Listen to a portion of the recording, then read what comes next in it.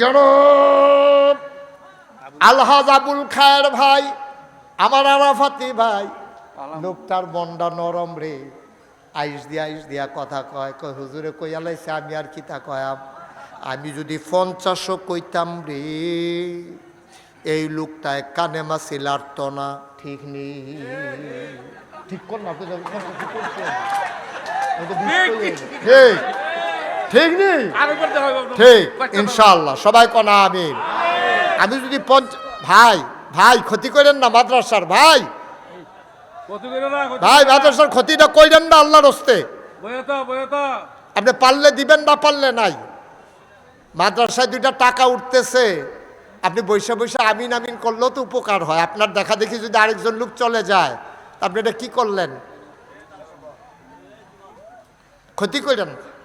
আপনি দিতে হবে এমন কোনো জোর জবরদস্তি নেই। কোরআনের মাদ্রাসা, এই টেহানি দিয়া সারাটা বছর চলেও আমরা দিতাম না, ফলে আমিন আমিন তো করতাম, আমরা উঠতাম কে রে?